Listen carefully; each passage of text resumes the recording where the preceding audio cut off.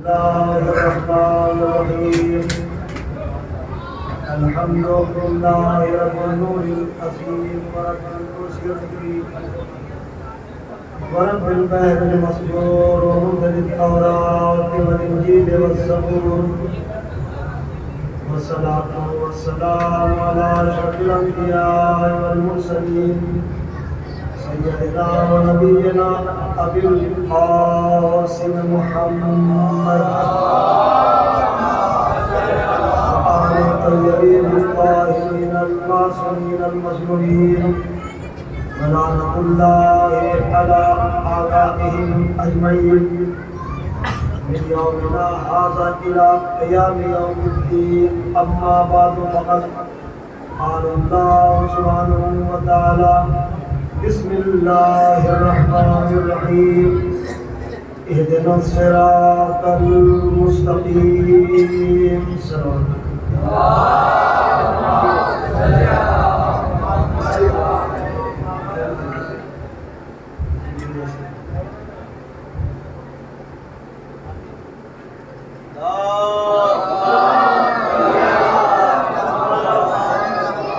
حضرات گرامی قدر عزاداران شہدائے کربلا، میں اس سے پہلے کہ کچھ دیر آپ کے درمیان رہوں چاہتا ہوں کہ اگر مجھ سے قریب ہو جائیں گے سلوات پڑھتی ہو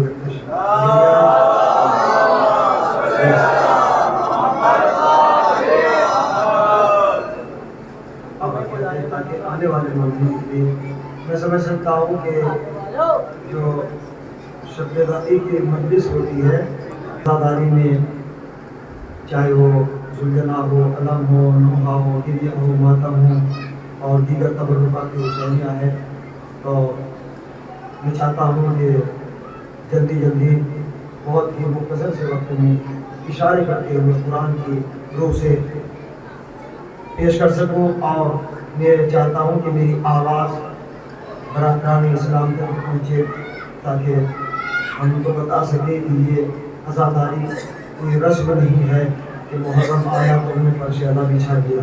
اس کا ایک مقصد ہے، اس کا ایک منصب ہے. ہم پوری دنیا کو بتانا چاہتے ہیں کہ اس عزاداری کا مقصد کیا ہے. میں چاہتا ہوں، کیونکہ میں نے اس سے پہلے شاید پہلی گفتگو میں اشارتاً ذکر کیا تھا، اس عشرہ ثانی کے حوالے سے یہ 10ویں یعنی آخری مجلس عزا، اور اس میں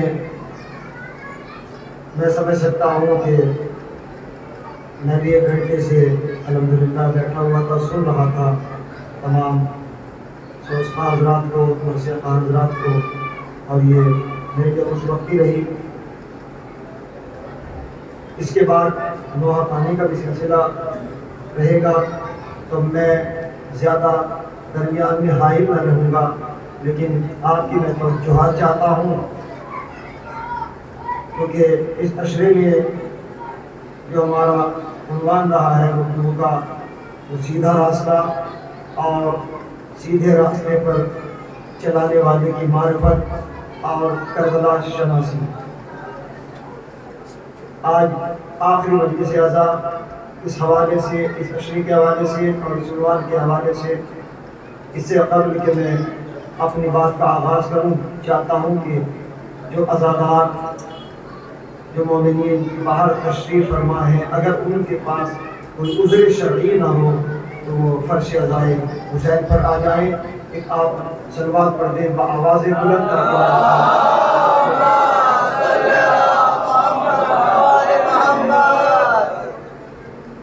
صراط مستقیم. سب دعا کر رہے ہیں سیدھے راستے کی. راستہ سیدھا ہے، اور اس کے لیے ضروری ہے کہ جو سیدھے راستے پر لے کر چلے وہ بھی سیدھا ہو. کہیں ایسا نہ ہو کہ رہبر ٹیڑھا ہو. میں کوئی تمہید، کیونکہ وقت بھی نہیں رہا، رہبر کی معرفت، رہبر کی تلاش ضروری ہے. سیدھے راستے پر اگر انسان چل رہا ہے تو رہبر کی شناخت تو بہت ضروری ہے، ورنہ اگر رہبر ٹیڑھا ہوگا، راستوں کا عالم نہیں ہوگا تو جتنا چلتے رہیں گے اتنا ہی منزل سے دور ہو جائیں گے۔ تو یہ تو اپنے اپنے مقدر کی بات ہے، اپنی تقدیر کی بات ہے کہ کسی کے یہاں ایک بھی رہبر نہیں، ہمارے پاس 14 ہیں اور سب بے عیب ہیں، جن کی ذات سے ترک اولا کی بھی گنجائش نہیں ہے، کیونکہ مجھ سے پھر حکم دے دیا گیا ہے کہ میں تبرکات حسینیہ کے حوالے سے بہت تیزی کے ساتھ میں یہیں سے آغاز کرتا ہوں جو میں نے پہلی گفتگو میں ذکر کیا تھا۔ اللہ نے ارشاد فرمایا وذکرہم بایام اللہ، میرے دنوں کو یاد دلاؤ۔ یہ صیغہ امر ہے، قبلہ یہاں پر تشریف فرما ہے، یہ باب تفعیل سے ہے۔ وذکرہم یعنی اللہ کے دنوں کو یاد دلاؤ۔ خستگی ضرور ہے لیکن آپ کی محبت کے ساتھ رہیں گی تو شاید میں کچھ آپ کی خدمت میں تبرکات پیش کر سکوں محدود وقت میں۔ میرے دنوں کو یاد دلاؤ، اس لیے کہ جو میرے دنوں کو یاد دلاتے ہیں ان کے لیے ہم نے اپنی نشانیوں کو رکھا ہے، یعنی اللہ کی نشانیاں اسی کے لیے ہے کہ جو اللہ کے دنوں کو یاد دلاتے ہیں۔ اب اللہ کے دنوں کو یاد کیسے دلایا جائے؟ اس لیے کہ اللہ کی نہ ولادت ہے، نہ وفات ہے، نہ شہادت ہے۔ دن اسی کا منایا جاتا ہے جس کی وفات ہو، جس کی ولادت ہو۔ اللہ کی نہ ولادت نہ وفات، تو پھر دن کس کا منایا جائے؟ دن کس کا منایا جائے؟ تو اللہ نے متوجہ کیا ہے کہ ہم نے کچھ خاص دنوں کو اپنی طرف منسوب کیا ہے۔ اگر تم ان دنوں کو یاد دلاتے رہو گے وہ سب ہمارے دن ہیں، اور جب تم ہمارے دنوں کو یاد دلاؤ گے تو پھر تمہارے لیے ہم نے اپنی نشانیوں کو رکھا ہے۔ اب کوئی تمہید نہیں ہے اہل قضا، وہ اللہ کے دن کیا ہیں؟ تھوڑی سی میں توجہات چاہتا ہوں۔ جو حضرات ہمارے یہاں پر مہمان تشریف لائے ہیں، ہم ان کا استقبال کرتے ہیں اور ان کی خدمت میں کچھ تبرکات پیش کرنے کی کوشش کرتے ہیں۔ وہ اللہ کے دن کیا ہے؟ پہلا اللہ کا دن 12 وفات۔ یہ الگ بات ہے کہ امت مسلمہ آج تک اس میں طے ہی نہ کر پائی کہ خوشی منائی جائے یا غم منایا جائے۔ سلامت رہے، آباد رہے، خوشی منائی جائے یا غم منایا جائے۔ 12 وفات، تھوڑا سا میرے ساتھ جڑ جائیں تو میں بہت مختصر کر دوں گا اپنے بیان کو۔ 12 وفات اللہ کا دن، 17 ربیع الاول اللہ کا دن، 17 جمادی الاول اللہ کا دن، 15 جمادی الاول اللہ کا دن، 3 جمادی الثانی اللہ کا دن، 20 جمادی الثانی اللہ کا دن، پہلی رجب اللہ کا دن، 5 رجب اللہ کا دن، 7 رجب اللہ کا دن، 9 رجب اللہ کا دن، 11 رجب اللہ کا دن، 13 رجب۔ اگر خاموش رہیں گے تو پھر میں اس منزل پر نہیں پہنچ پاؤں گا۔ 13 رجب اللہ کا دن، میں سب کے کلام سن رہا تھا اور ان کلام کے اشعار کی تفسیر بھی کرنا چاہتا ہوں۔ 13 رجب اللہ کا دن، سلامت رہے، آباد رہے۔ 13 رجب اللہ کا دن، 27 رجب اللہ کا دن، 28 رجب اللہ کا دن، پہلی شعبان اللہ کا دن، 3 شعبان اللہ کا دن، 4 شعبان اللہ کا دن، 6 شعبان اللہ کا دن، 15 شعبان اللہ کا دن، 15 شعبان اللہ کا دن، 15 رمضان اللہ کا دن، 21 رمضان اللہ کا دن، 27 رمضان اللہ کا دن، 28 رمضان اللہ کا دن، یوم عید الفطر اللہ کا دن، سبحان اللہ، یوم عید الفطر اللہ کا دن۔ سمیٹ رہا ہوں، وقت نہیں رہا۔ یوم عید الاضحیٰ اللہ کا دن، یوم عید غدیر، عید غدیر اللہ کا دن، یوم عید مباہلہ اللہ کا دن۔ ہر دن فضیلت رکھتا ہے ایک دن پر، یہ تمام دن اللہ کے دن ہیں۔ اللہ نے کہا میرے دلوں کو یاد دلاؤ تاکہ ہم تمہیں اپنی نشانیاں عطا کر دیں. یہ سب اللہ کے دن ہیں. تو حضور اس دن کو بھی تلاش کیا جائے کہ جس میں انسانیت بھی بچ گئی, قرآن بھی بچ گیا, اسلام بھی بچ گیا. وہ کون سا دن ہے؟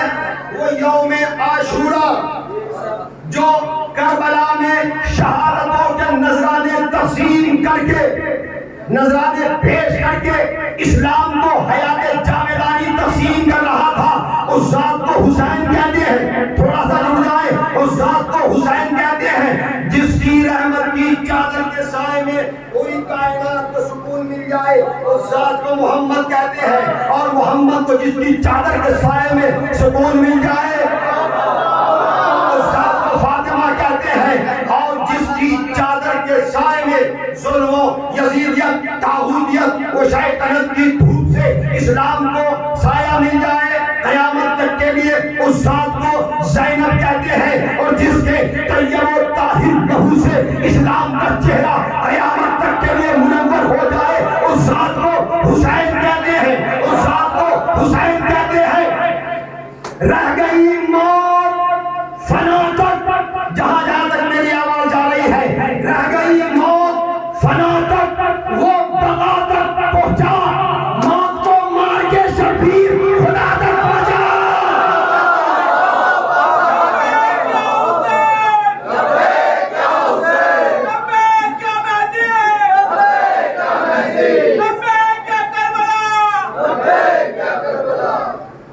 آپ نے ایک تلبیہ بلند کیا, لبیک یا حسین. اس کے معنی کیا ہے؟ مولا ہم حاضر ہیں. جہاں جہاں تک میری آواز آ رہی ہے, پلیز جو حضرات دروازے پر گیٹ پر بیٹھے ہیں ان سے میری ریکویسٹ ہے کہ آپ تھوڑا سا آگے تشریف لے آئیں تاکہ آنے والے مومنین کے لیے پرابلم نہ ہو. صلوات پڑھتے ہوئے آگے تشریف لے آئیں.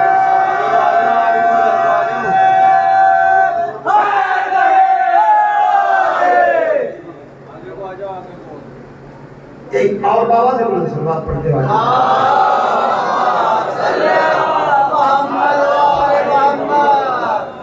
پوری دنیا میں ایک تلبیہ زبانوں پر ہے, لبیک یا حسین. انگریزوں کی زبانوں پر بھی ایک نعرہ بلند ہے, لبیک یا حسین. امت مسلمہ کے تمام فرقے کہہ رہے ہیں لبیک یا حسین. وہ الگ بات ہے کہ کوئی اپنے کسی عقیدے سے کہہ رہا ہے, کوئی کسی اعتبار سے کہہ رہا ہے لبیک یا حسین. آپ بالکل لاسٹ میں بیٹھے ہوئے ہیں, پر آپ نے ایک نعرہ بلند کر کے اس مجمع کو میری طرف متوجہ کرا دیا, قریب کر دیا. لبیک یا حسین, لبیک یا حسین. مولا ہم حاضر ہیں, مولا ہم حاضر ہیں. ہم نہ کہیں گے تو کون کہے گا, ہم نہ کہیں گے تو کون کرے گا. میں تو یہی کہتا ہوں کہ جس کا حسب و نسب پاک ہوتا ہے اسی کی زبان پر یہ نام حسین آئے گا. یہ الگ بات ہے کہ پوری دنیا کہہ رہی ہے حسین حسین حسین, یہ اپنے اپنے عقیدوں کے اعتبار سے بول رہے ہیں لبیک یا حسین. اہل نظر علماء یہاں پر تشریف فرما ہے. دو تلبیے ہیں, لبیک اللہم لبیک, لبیک لا شریک لک لبیک, ان الحمد والنعمت لک والملک لا شریک لک. کچھ کہنا چاہتا ہوں. یہ تلبیہ کب پڑھا جاتا ہے؟ جب آپ حج کرنے کے لیے جائیں یا عمرہ کرنے کے لیے جائیں اور مکے کی زمین پر قدم رکھیں یا خانہ کعبہ کو دیکھیں, کہیں یا اللہ ہم حاضر ہیں, یا اللہ ہم حاضر ہیں.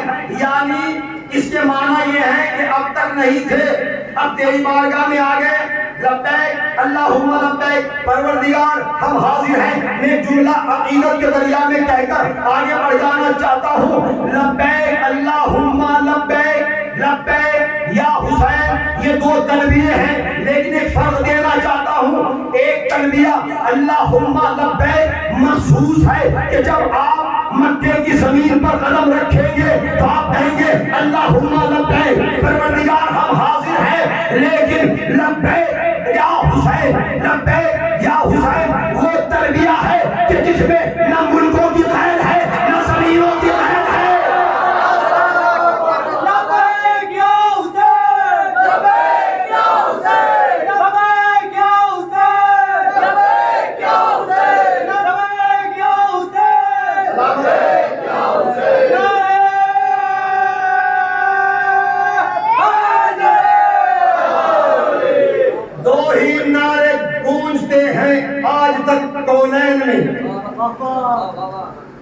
ایک ہے اللہ اکبر، دوسرا ہے یا حسین۔ یہ وہ تلبیہ ہے جس میں زمینوں کی قید نہیں ہے۔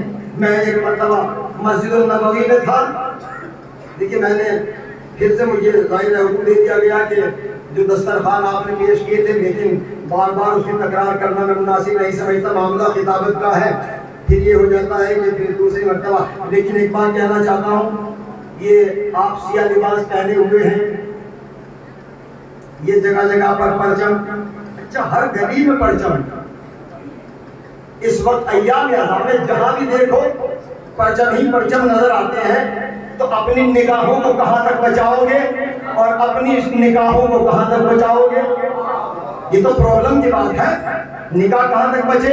اس لیے کہ ہر منزل پر، ہر گلی میں پرچم، ہاتھ سے ایک علم گر گیا مجبوری میں، کتنے ہاتھوں میں علم دے گیا جانے والا، کتنے ہاتھوں میں علم دے گیا جانے والا۔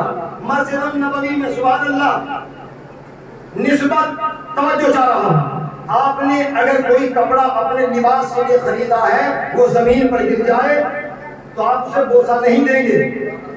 سیدھا راستہ کیا ہے؟ صراط مستقیم کا رہبر کون ہے؟ اسے چومیں گے نہیں، بوسہ نہیں دیں گے۔ لیکن اگر آپ نے کوئی کپڑا خریدا اور اسے منسوخ کر دیا پرچم عباس سے، نسبت بدل گئی، کپڑا تو وہی ہے، نسبت بدل گئی، تو یہاں پر جب نسبت بدل گئی تو تعظیم ضروری ہے، احترام ضروری ہے۔ مسجد النبوی میں لاکھوں قرآن رکھے ہوئے ہیں، لاکھوں قرآن رکھے ہوئے ہیں، آپ جائیں گے، ہاتھ اگر اٹھا دیا گیا نبی کے روضے کے سامنے، ہو سکتا ہے کہ آپ کو متوع آگے کچھ اذیت پہنچا دے، لیکن ظاہر ہے عقیدت کے دریا میں ڈوب کر ہندوستان سے، پاکستان سے لوٹ جاتے ہیں تو وہ اپنے ہاتھوں کو بلند کرتے ہیں۔ میں بھی ایک مقام پہ کھڑا ہوا تھا، میں نے اپنے ہاتھ کو بلند کیا تاکہ نبی سے کچھ مانگوں، دعا کروں، متوع آیا، آنے کے بعد اس نے میرے ہاتھ کو پکڑ کے نیچے جھکا دیا، ماذا تفعل ایھا الرجل، اے حاجی یہ تم کیا کر رہے ہو؟ میں نے کہا میں نبی کے بارگاہ میں دعا کر رہا ہوں۔ کہا کہ بس اللہ سے مانگو، اللہ سے مانگو، یہ تمہیں کچھ نہیں دے سکتے، ہاذا ماتا، یہ رسول تو مر چکے ہیں، رسول تمہیں کچھ نہیں دے سکتے۔ میں نے کہا ٹھیک ہے، اگر یہ بدعت ہے ذرا مجھے قرآن اٹھا کر دیجئے۔ جیسے ہی متوع نے قرآن اٹھایا تو اسے چوم لیا۔ میں نے قرآن پہ ہاتھ رکھا اور کہا ہاذا بدعت، ہاذا حرام، ہاذا بدعت، ہاذا حرام، یہ حرام ہے، یہ بدعت ہے۔ تو متوع کہتا ہے آپ کیسی بات کر رہے ہو، یہ اللہ کا کلام ہے، اسے چھومنا بدعت کیسے ہو سکتا ہے؟ ہم نے کہا اب بھی سمجھ میں نہیں آیا، قرآن کو چھومنا تو بدعت نہیں، جس پر قرآن نازل ہو اس کے روزے کو چھومنا بدعت ہو جائے۔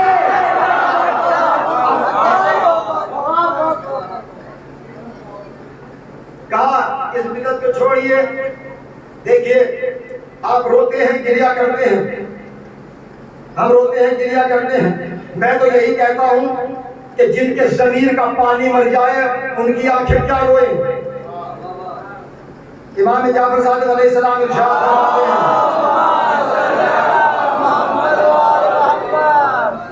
کہ روز محشر وہ آنکھیں مسکرائیں گی جو میرے جد حسین کے غم میں اشک فشانی کرتی تھی۔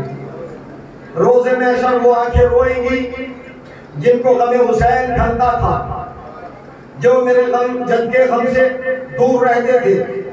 میں تفصیل میں نہیں جا سکتا، وقت نہیں رہا۔ مجھے معلوم ہے کہ زیادہ تر توجہات اب اس وقت نوحہ خانوں کی طرف رہے گی، اور میں بھی یہی چاہتا ہوں کہ زیادہ سے زیادہ آپ نوحوں کو سنیں، نوحہ خانوں کو سنیں۔ میں ان کے درمیان زیادہ حائل نہیں رہ سکتا، حالانکہ میں ابتدا سے اور کل تک جو ہے میں بھی اس فریضے کو تھوڑا سا انجام دے رہا تھا۔ البتہ آپ کی محبت یہ ہے کہ میں اس وقت بول رہا ہوں، خستگی ضرور ہے، محبتوں کا طالب ہوں۔ آباد رہیں، سلامت رہیں۔ معاملہ سارا شریعتوں کی قبولیت کا نسبتوں کے اوپر ہے۔ اگر نسبت ہے تو پھر سارا عمل قابل قبول ہے، خلوص ہے تو ہر عمل قابل قبول ہے۔ آپ رو رہے ہیں، گریا کر رہے ہیں، ہم نہ کریں تو کون کرے؟ مجھے 4 مصرے کسی کے یاد آ گئے کہ با وفا کو جو رضا جنگ کی ایک بار ملے، در نہ کوفے کا نہ پھر شام کی دیوار ملے۔ کتنے مہنگے ہیں میرے عشق ازا کے موتی، حشر سے پہلے تو مشکل ہے خریدار ملے۔ میں نے آہستہ سے مصرع پڑھا ہے، حشر سے پہلے تو مشکل ہے خریدار ملے۔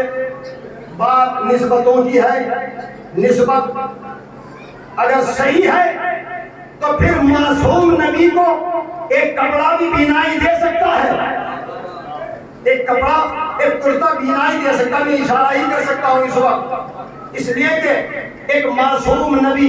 ابھی میں شعر سن رہا تھا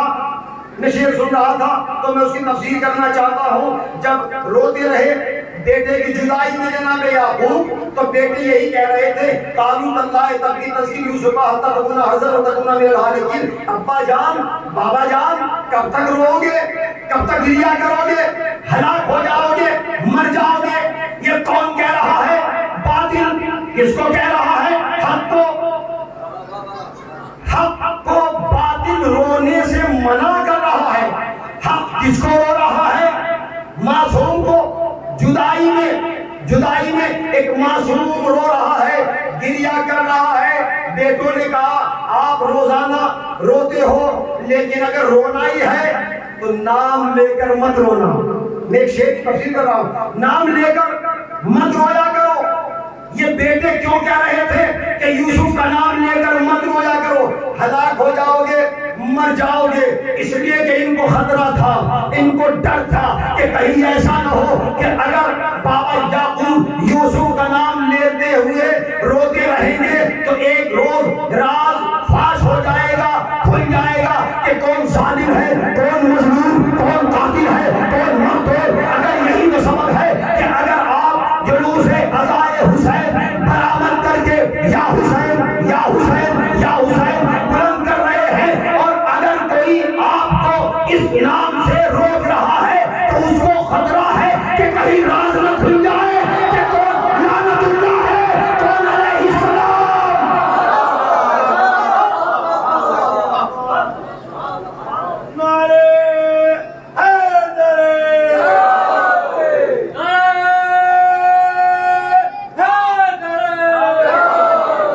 تو ان کو خطرہ تھا۔ مشکاہ شریف میں حدیث موجود ہے، جہاں جہاں تک میری آواز جا رہی ہے، جب امام حسین کی ولادت ہوئی، پیغمبر اسلام نے اپنی آغوش میں رسول اپنے نواسے کو لیا، پیشانی کو چوما اور گریا کیا۔ اصحاب نے کہا نماز پڑھی یا رسول اللہ، آپ کیوں گریا فرما رہے ہیں؟ کہا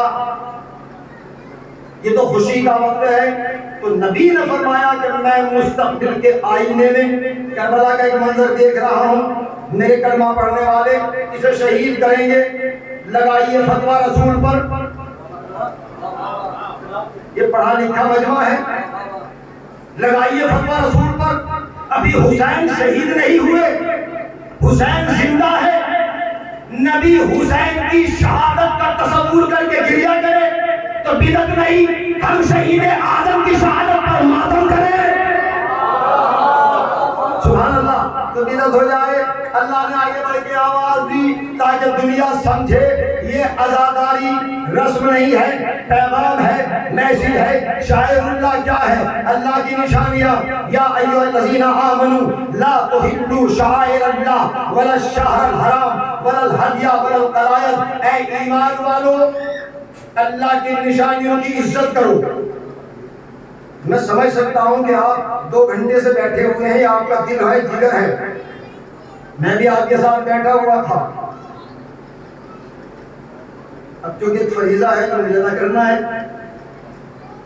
اے ایمان والو، اللہ کی نشانیوں کی تعظیم کرو۔ بات بہت اہم ہے۔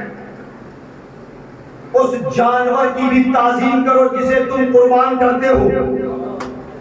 علماء تشریف فرما ہے، اور یہاں تک تعظیم کا رتبہ بیان کیا گیا ہے کہ جو رسی اس جانور کے گلے میں لٹکی ہے اس کی بھی عزت کرو، اس کی بھی تعظیم کرو۔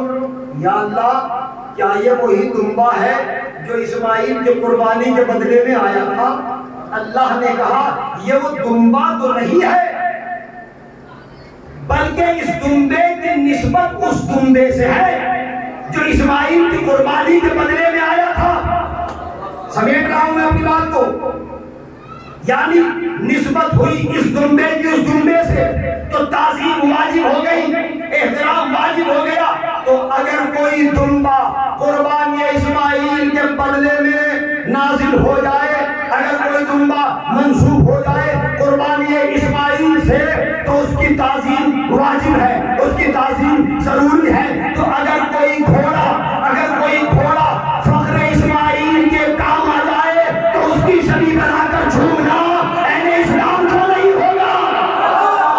زندہ باد زندہ باد۔ بس میری بات پہنچ گئی، آپ کی محبتوں کا تعلق، آپ کی محبتوں سے نوازا، یہ اللہ کی نشانیاں ہیں، یہ اللہ کی نشانیاں ہیں۔ کہا کہ یہ آپ تابوت برآمد کرتے ہو ہماری سمجھ سے باہر ہے، اس بدعت کو چھوڑیے۔ ہم نے کہا آپ قرآن سے پوچھیں، اگر قرآن میں نہ ہو تو ہم اس کو انجام نہ دیں، اور اگر قرآن میں ہے تو آپ پر بھی واجب ہے۔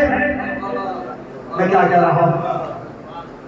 وَإِذْ قَالَ لَهُ النَّبِيُّ مَن يَأْتِكُمُ التَّابُوتُ فِيهِ سَكِينَةٌ مِّن رَّبِّكُمْ، کہ جب ایک نبی نے امت کو خبر دی، وقت نہیں رہا، ایک نبی نے اپنی امت کو یہ خبر دی، یہ پیغام دیا، بتایا کہ دیکھو جب میں چلا جاؤں تو میرے بعد جو بھی میرا جانشین آئے گا، نبی آئے گا، معصوم آئے گا، تو اس کی نشانی یہ ہوگی کہ اَن یَأْتِیَکُمُ التَّابُوتُ، وہ تمہارے ساتھ تابوت لائے گا، تابوت لائے گا۔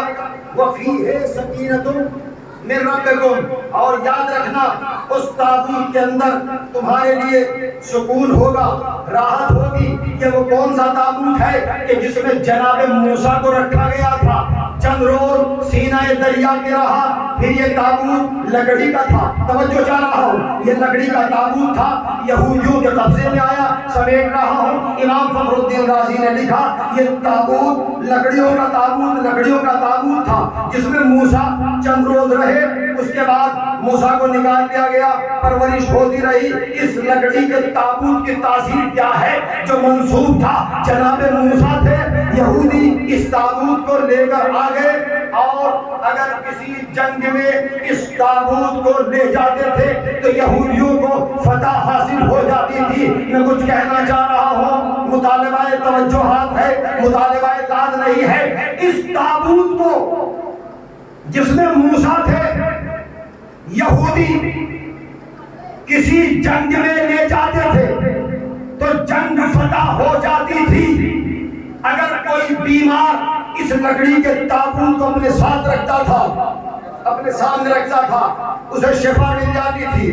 اگر کوئی بے اولاد اپنے سامنے رکھتا تھا، دعا کرتا تھا، تو اسے اولاد مل جاتی تھی۔ یا اللہ یہ تو لکڑی کا تابوت ہے، اس میں کون سی پاور ہے، اس میں کون سی طاقت ہے، اس میں تو موسیٰ ہے نہیں۔ اللہ نے کہا یہ نہ دیکھو کہ یہ لکڑی کا تابوت ہے، یہ دیکھو کہ اس کی نسبت کس سے ہے۔ میں بڑا فضا کہنا چاہتا ہوں، یہ دیکھو اس کی نسبت کس سے ہے۔ اس تابوت کی نسبت ہے موسیٰ سے۔ تو بے اولاد کو اولاد بھی ملے گی، جنگ فتح بھی ہوگی، بیمار کو شفا بھی ملے گی۔ تو میں کہنا چاہتا ہوں کہ جب جناب موسیٰ کے لکڑی کے تابوت میں ایسی پاور ہے کہ بے اولاد کو اولاد مل سکتی ہے، جنگ فتح ہو سکتی ہے، تو اس فخر یعقوب حسین کے تابوت کو نہ دیکھو، نسبت کو دیکھو۔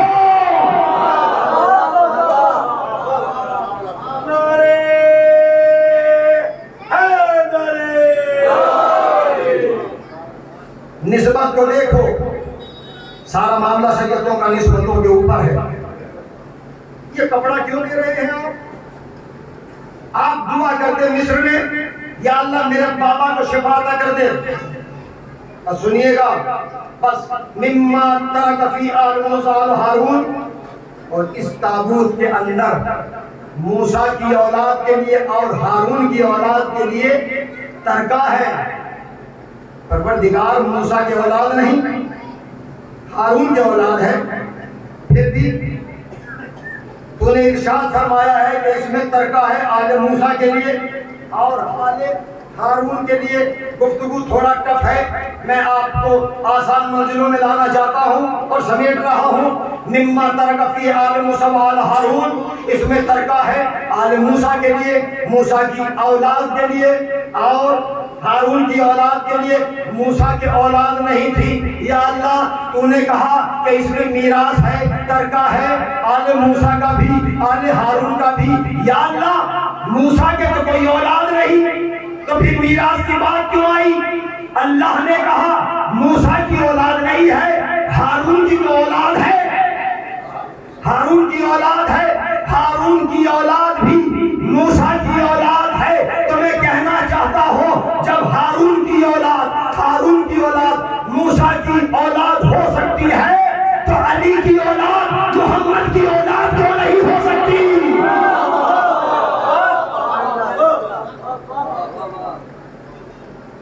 اس کپڑے میں کون سی پاور آ گئی؟ اگر بس آخری بات، میں نے کوئی خطابت نہیں کی ہے اور میں کرنا بھی نہیں چاہتا، وقت ہو چکا ہے۔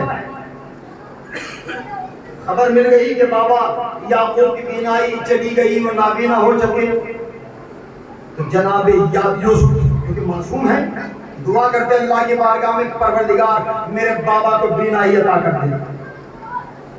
نہ یوسف نے مصر میں دعا کی، نہ جناب یعقوب نے دعا کی، اپنا کرتا اتار دیا، نسبت کی بات کر رہا ہوں، اپنا کرتا اتارا اور بشیر سے کہا اذهبوا بقمیصی ھذا، لو یہ میرا کرتا لے جاؤ، فَأَلْقُوهُ إِلَىٰ وَجْهِ أَبِي، جہاں جہاں تک میری آواز آ رہی ہے، فَأَلْقُوهُ إِلَىٰ وَجْهِ أَبِي، یات بصیرہ اللہ موجود ہے، علماء تشریف فرما ہے، یات بصیرہ، یہ میرے بابا کے چہرے پر کرتا ڈال دینا، میرے بابا کی بینائی لوٹ آئے گی، میرے بابا کو بینائی مل جائے گی، یات بصیرہ، بینائی ملے گی، روشنی ملے گی۔ یا اللہ یہ تو کپڑا ہے، اس میں کون سی طاقت ہے، اس میں کون سا کمال ہے؟ اللہ نے متوجہ کیا، خبردار کپڑے کو نہ دیکھو، نسبت کو دیکھو، کپڑے کو نہ دیکھو، نسبت کو دیکھا۔ دیکھو فلما ان جاء البشیر، اور جب بشیر کرتا لے کر آیا، اس پوائنٹ کو نوٹ کر لیا، 3 میل کے فاصلے پر ابھی بشیر ہے، کرتا آیا نہیں۔ جناب یعقوب کے بیٹے چاروں طرف سے گھیرے ہوئے جناب یعقوب کو، درمیان میں ایک باپ بیٹھا ہوا ہے، یا یہ کہا جائے کہ حصار باطل میں ایک حق نمودار تھا۔ اہل باطل نے کہا، اہل باطل جناب یعقوب کو گھیرے ہوئے تھے، 3 میل کے فاصلے پر ابھی یوسف کا کرتا۔ جناب یعقوب نے کہا اے میرے بیٹو انی اشم رائحۃ یوسف لولا ان تفندون، اگر تم میرے دماغ پر اعتراض نہ کرو تو مجھے یوسف کی خوشبو آ رہی ہے۔ بڑا فطرہ قرآن نے کہا مجھے یوسف کی خوشبو آ رہی ہے۔ اب کہو رسول ہم جیسا، اب کہو رسول ہم جیسا۔ 3 میل کے فاصلے سے یعقوب نے اپنے بیٹے کی خوشبو کو محسوس کر لیا، سمیٹ دیا۔ فلما ان جاء البشیر، اور جیسے بشیر کرتا لے کر آیا، فالقاہ الی وجہہ، اور جیسے بشیر نے حضرت یعقوب کے چہرے پر یوسف کا کرتا ڈالا تو اللہ نے کہا فرتدہ بصیرہ، فرتدہ بصیرہ، بینائی آ گئی، بینائی آ گئی۔ یا اللہ اس کرتے میں کون سی پاور ہے، اس میں سے کون سی طاقت ہے کہ جب تک نہ ڈالا تھا تو یعقوب نابینا تھے، لیکن جب کرتا یوسف کا ڈال دیا تو بینائی پلٹ کر آ گئی۔ یا اللہ یہ ہوا کیا؟ اللہ نے کہا خبردار کرتے کو نہ دیکھو، نسبت کو دیکھو، نسبت کو دیکھو۔ جب یوسف کا کرتا یعقوب نبی کو بینائی دے سکتا ہے تو اس علم کے پھریرے کو نہ دیکھو، نسبت کو دیکھو۔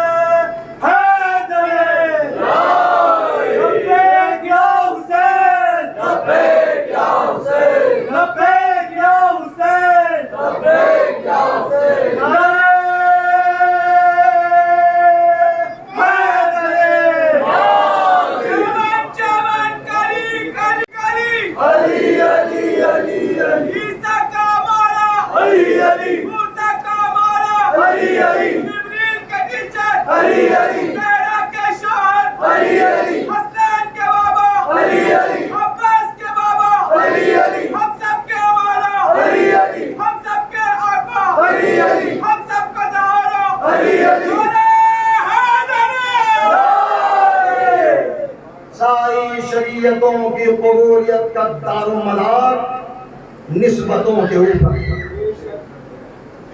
نسبت ہے تو انسان منزل معراج کو حاصل کر سکتا ہے.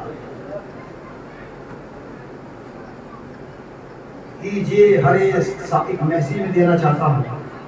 میں نے کل کچھ دیکھا کہیں پر تو بہرحال میں یہاں سے ذکر نہیں کر سکتا. عزاداری کو اسی اعتبار سے منایا جائے جو عزاداری منانے کا حق ہے. عزاداری رسم نہیں ہے، دکھاوا نہیں ہے، بلکہ عزاداری تو ایک میسیج ہے، ایک پیغام ہے، ایک پیغام ہے. اگر عزاداری میسیج یا پیغام نہ ہوتا تو پھر عیسائی عالم جو انگلینڈ کی سرزمین پر جلوس عزا میں شرکت کر رہے تھے تو ہم نے تو پوچھا تھا کہ آپ یہاں کر کیا رہے ہو؟ یہ کام تو ہمارا ہے، جلوس عزا برآمد کرنا، ماتم کرنا، یہ کام ہمارا ہے. تو عیسائی عالموں کے، عیسائی پادریوں کے سینوں پر ہاتھ تھے.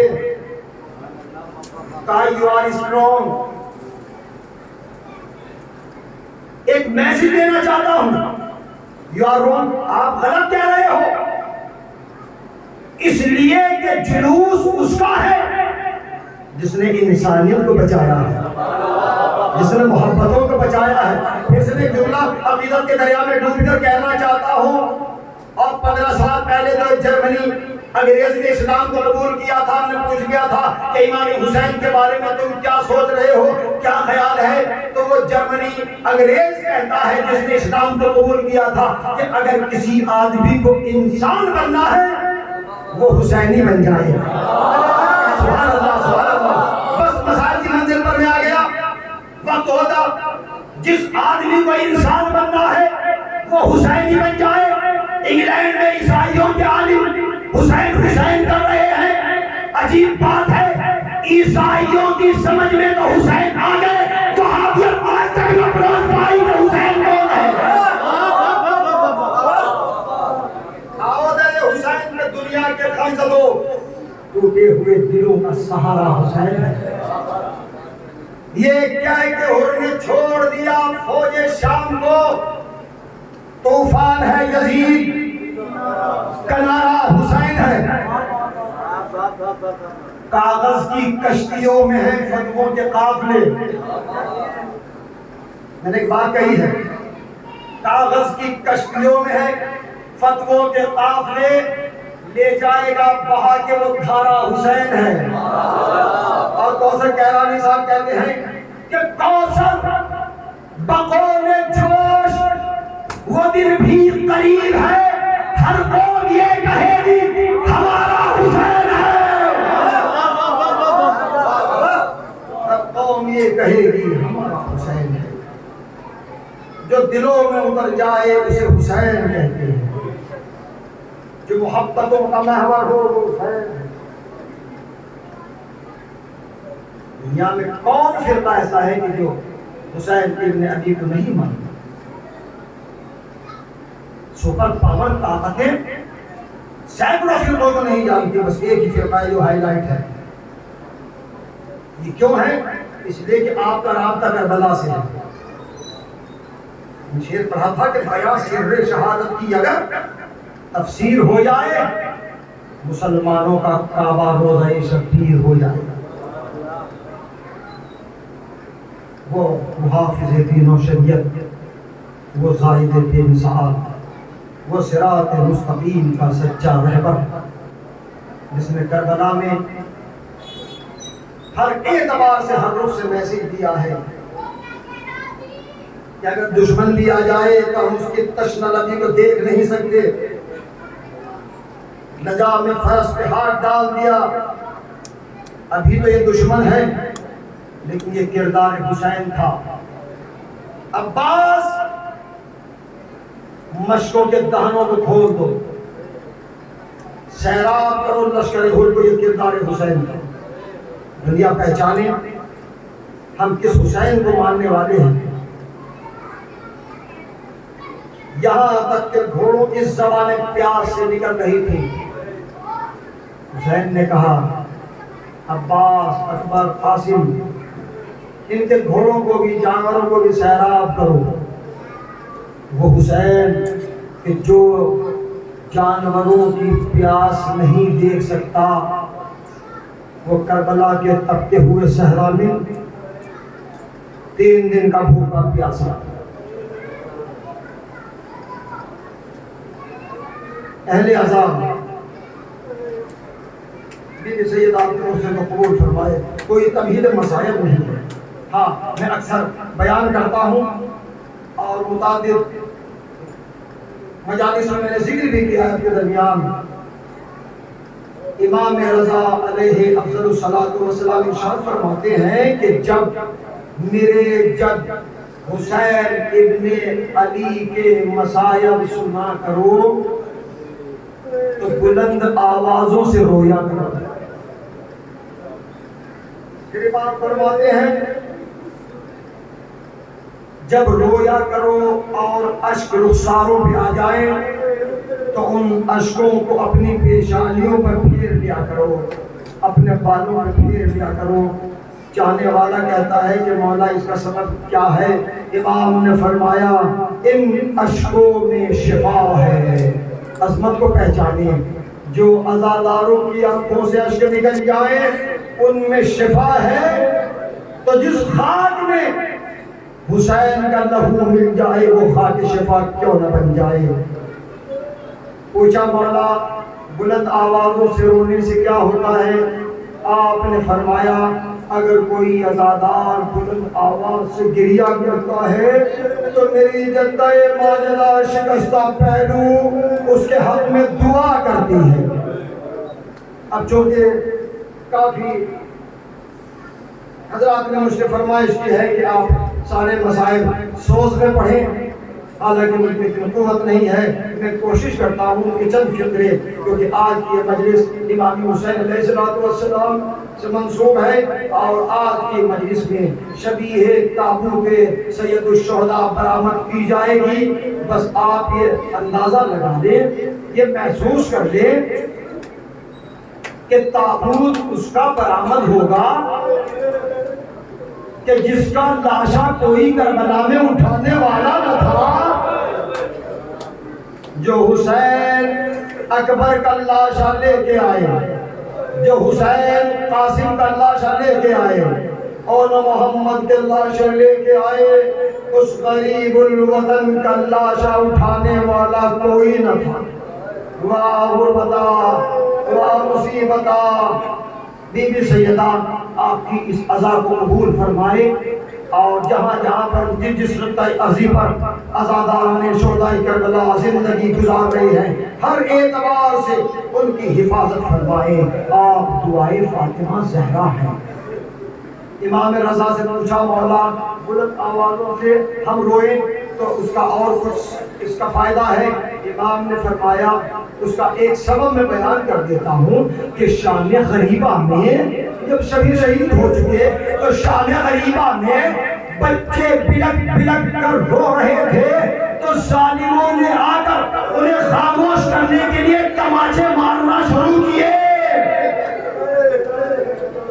اجرکم علی الزہراء۔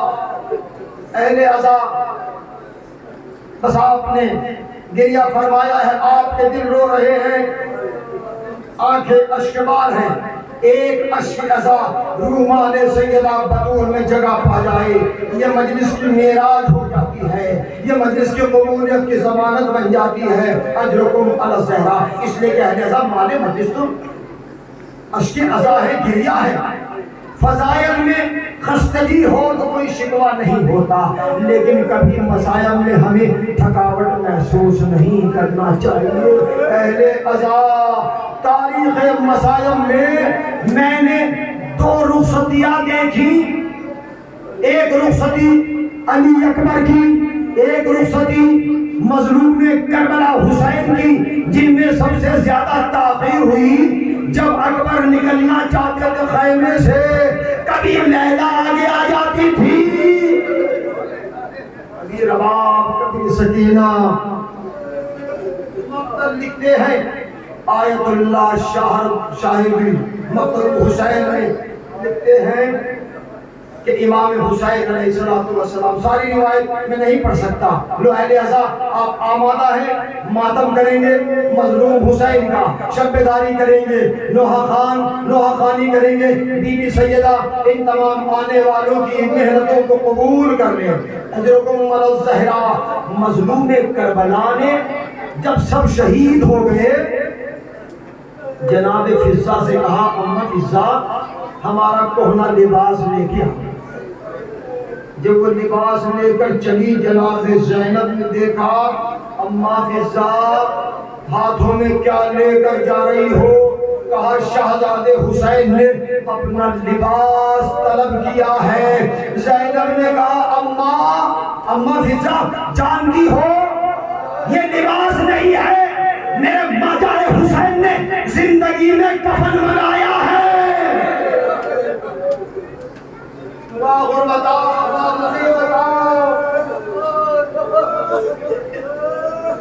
مظلوم کربلا نے کہنا لباس سے وطن کیا، اور سے وطن کرنے کے بعد تو اہل عزا و منزل آ گئی۔ زہرا کا لال خیمے سے نکلنا چاہتا ہے، کبھی زینب آگے آ جاتی ہے، کبھی رباب، کبھی ام کلثوم، اور کبھی سکینہ دامن کو پکڑ دیتی ہے۔ بابا بابا جب مجھے نیند نہیں آتی تھی تو میں آپ کے سینے پر سوتی تھی، بابا چھوڑ کر نہ جائیے، مجھے نہیں معلوم کس طرح حسین خیمے سے باہر نکلے ہیں۔ زلجنا پر سوار ہوئے، چاہتے ہیں کہ گھوڑے کو آگے بڑھائیں، لیکن گھوڑا آگے نہیں بڑھتا، گھوڑا آگے نہیں بڑھتا۔ ایک مرتبہ گھوڑے نے اپنی گردن کو جھکایا، اللہ آپ کی بیٹیوں کو آباد و شاد رکھے۔ امام حسین نے خدا سے دعا میں شب تہجد کی بیٹی طلب کی ہے۔ امام حسین فرماتے ہیں اپنی بیٹیوں کی پیشانیوں کو چوما کرو تاکہ رزق میں بھی اضافہ ہو، عمر میں بھی اضافہ ہو، اس لیے کہ بیٹیاں گھروں کی زینت ہوا کرتی ہے، ان کی عزت کیا کرو۔ حسین نے اپنے دعا میں کہا پروردگار مجھے ایک چاند سی بیٹی عطا کر دے۔ اللہ نے سکینہ کو عطا کیا۔ دعائے حسین کا نتیجہ ہے سکینہ۔ حسین نے دیکھا ایک بچی سینے پر سونے والی گھوڑے کے سم سے لپٹی ہوئی فریاد کر رہی تھی، بیان کر رہی تھی، اے میرے بابا کے گھوڑے، میں دیکھ رہی ہوں جو ابھی مقتل میں جاتا ہے وہ لوٹ کر نہیں آتا، اے میرے بابا کے گھوڑے، میرے بابا کو مقتل میں نہ لے جا۔ حسین گھوڑے سے نیچے اترے، سکینہ کو سینے سے لگایا، پیشانی کو چھو کر کہا اے میری بچی، میں خدا سے دعا کرتا تھا پروردگار ایسی بیٹی عطا کر جو میرے دل کا سکون بن جائے، مجھ سے وعدہ کر جب تماچے لگیں گے تو صبر کرنا، جب گوش والے چھنیں گے تو صبر کرنا۔ ہاں بابا میں صبر کروں گی، لیکن 11 محرم کو سکینہ کو اونٹ کی ننگی پشت سے باندھا گیا تو سکینہ نے کہا تھا بابا میرے تماچے لگے، میں نے صبر کیا، گوش والے چھینے گئے، میں نے صبر کیا، بابا وہ سینہ جو آپ کے سینے پر سکون پاتا تھا وہ زخمی ہو گیا۔ جزاکم اللہ خیر الجزا، اللہ ان آوازوں کو سلامت رکھے، اللہ ہمیں کوئی غم نہ دے سوائے غم اہل بیت کے، غم سید الشہداء کے۔ بس مظلوم کربلا نے کہا میری بچی وقت بہت کم ہے، جناب زینب نے سکینہ کو دیا۔ دوسری روایت میں کہا بابا جب سے ایک عرصہ ہو گیا مجھے نیند نہیں آئی۔ مظلوم کربلا لیٹ گئے، میں سنبھل کے کہنا چاہتا ہوں اور سمیٹ رہا ہوں، زمین پر لیٹ گئے، سکینہ کو اپنے سینے سے لگایا، مجھے نہیں معلوم سکینہ نے کتنا سکون محسوس کیا اس تشنگی کے عالم میں.